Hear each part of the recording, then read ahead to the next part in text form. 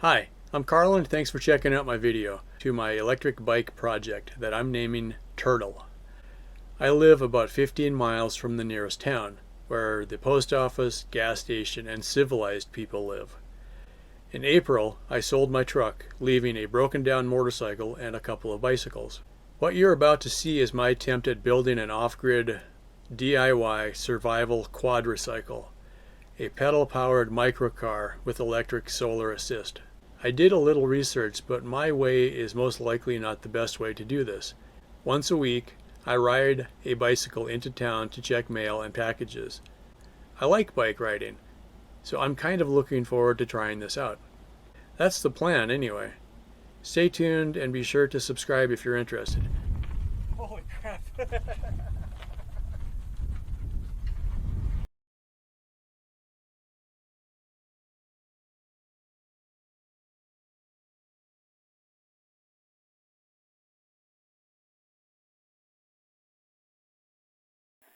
Hello and welcome to the new DIY Delta Trike project that I'm calling Recon.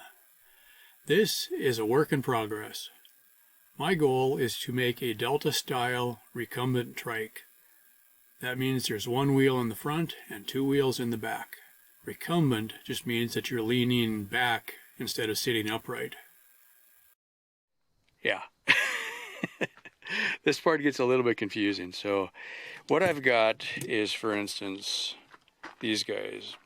Bearing blocks, bearing pillow blocks, bearing something. I forget exactly what they were called. This is the cassette off of a bike.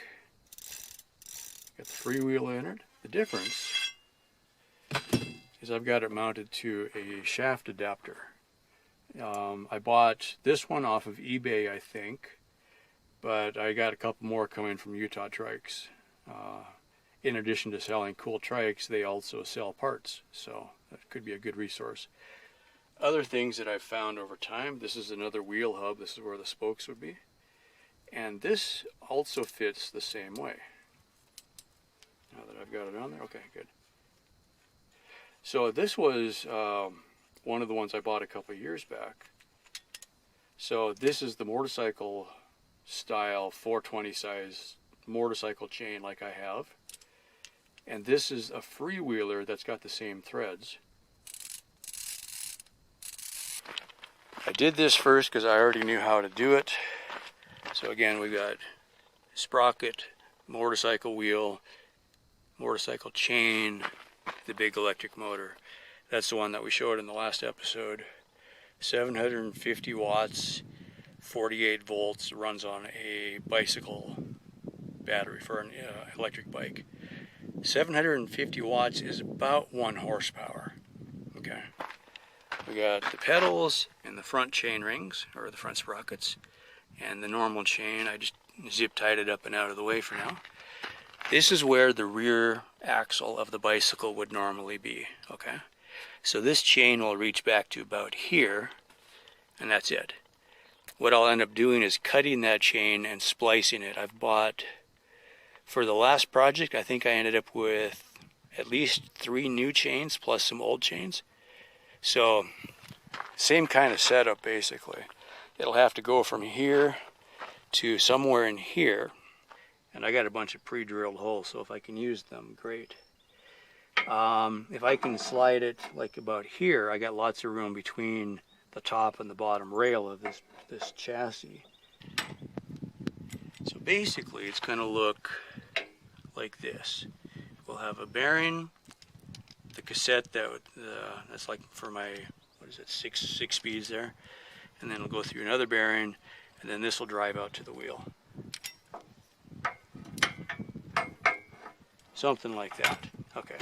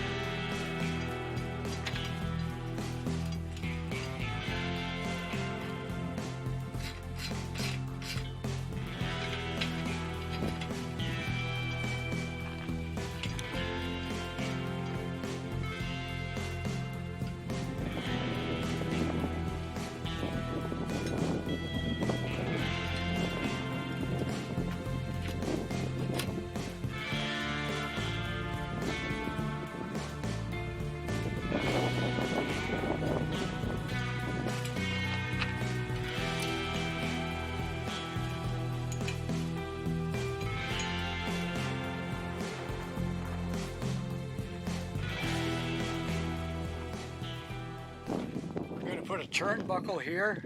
I need a lot more tension, right? But that's a start.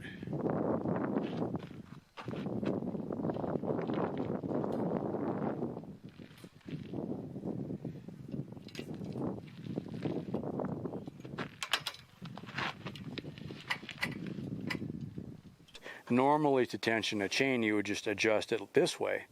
Well, this is a steering head and this is a steering head, so they aren't really meant to be adjusted. I could probably have redone this bracket on the back instead, like, because I added a section here anyway to clear the sprocket. So if I made this area adjustable, once it was adjusted you wouldn't have to adjust it very often. So you might be able to have a bolt going through here and then add washers and put it together and then tighten it up or something like that. So that might be something I could do, make a slide piece in here that you could just slide it back.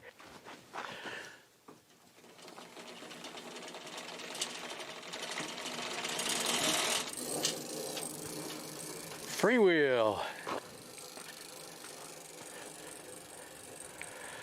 I don't think I can get enough. There's set screws going between the locking collar and the axle. I don't think I got those tight enough, so it'll probably slip.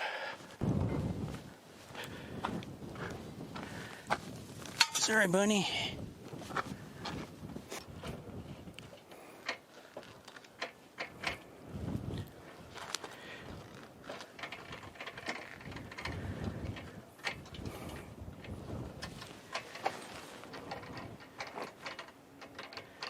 Ah, I see the problem. I've got too much resistance on the motor. Also, that first couple of pedals was just getting the collar tight. It does look like it's going to slip though, but let me take the chain off of the other side.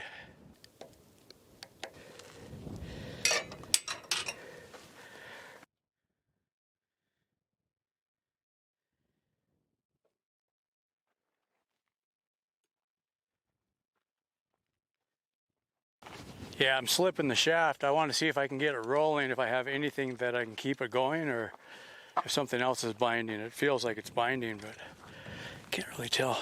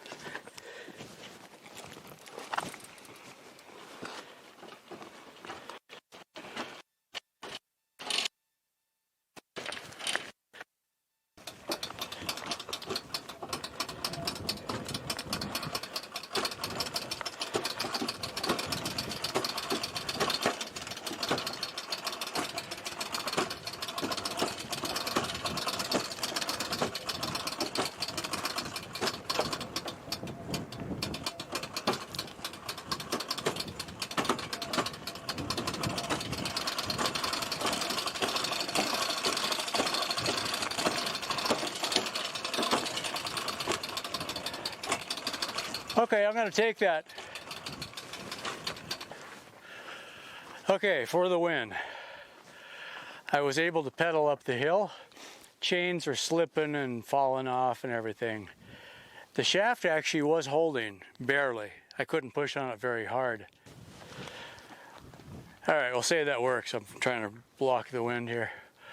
Okay, the shaft was slipping a little bit. I think I can fix that if I just grind a flat or drill a little divot into the shaft, and the set screw will set into that. Normally, well, okay, here's the thing. I was in a pretty low gear and it was working. So I know I could pedal at home if I needed to. It's going pretty slow, but it wasn't, once I got moving, it rolled pretty easy. I mean, normally I'd have the motor helping me, so then I would just be pedaling to help the motor.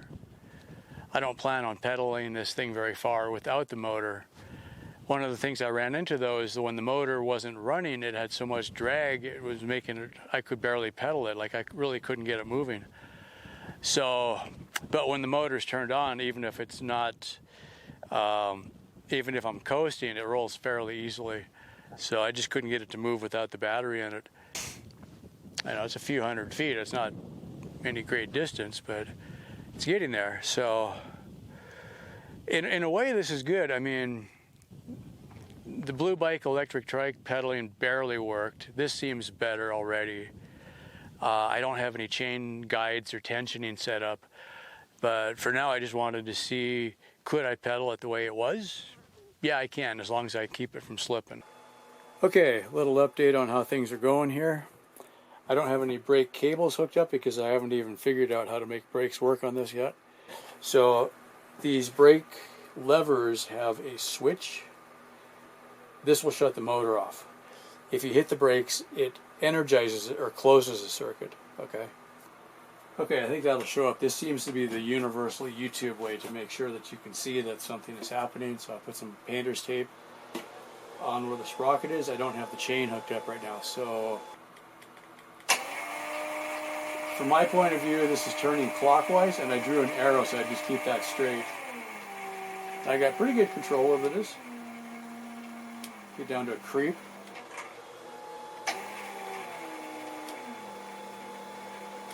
Okay, now if we hit the throttle again, as soon as I touch the brake switch, that stops. And then I gotta actually let go of the switch, let go of the throttle, and then go again. Okay.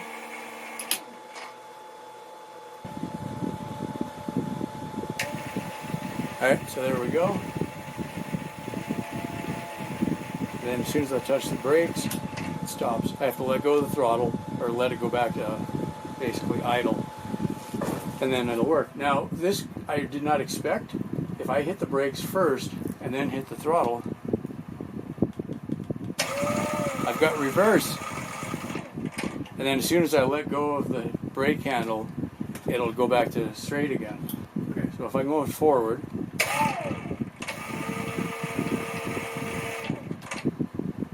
okay, now if I hold down the brake handle, then let go of the throttle, oops, I have to get this in order. So if we hit the brakes first and then hit reverse, or hit the throttle again,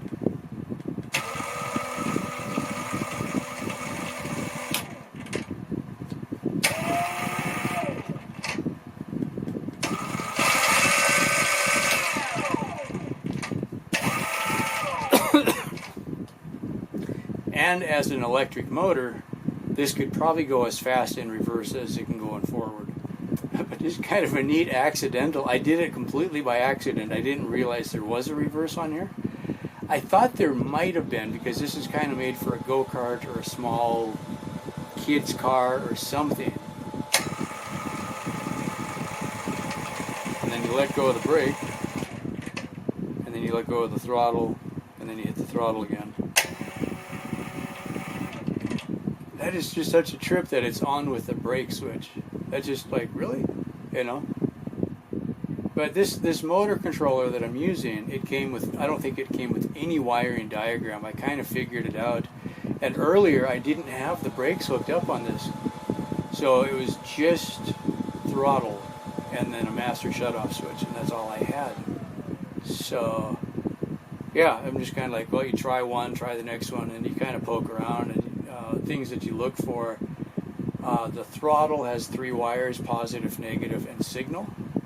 So you figure out which one is, you just kind of sit there with your multimeter and you start probing 1 and 2, 1 and 3, 2 and 3, 1 and 3, until you figure out, okay, where's the 5 volt?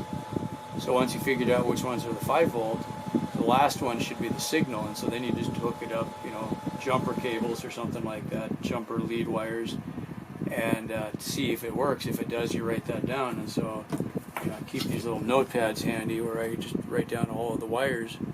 So as I go, I can build up a wiring harness. Now it's still got a few extra wires that I haven't figured out what they do.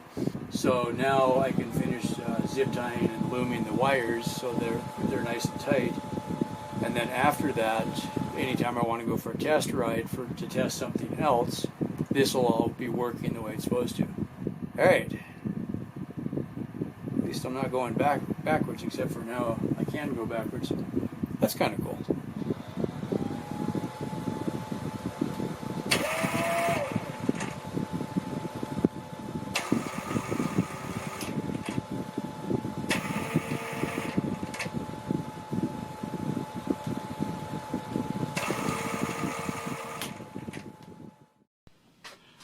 Alright, that's it for now. Thanks for watching. Hopefully you got some useful ideas there. I've not been talking about this very much lately, but my main source of income has been these YouTube videos. The actual money I make from the ads is quite small. What actually keeps me going is a few people that are helping me out over on Patreon or YouTube members. Just a few bucks every month would sure make a huge difference. So if you get anything out of my content, there's a link down below, or I'll put it up on screen. You can help me out through Patreon, which is a monthly subscription. You can also do YouTube members, or you can just throw me a buck on PayPal once in a while. It all helps. Thank you very much. Bye for now.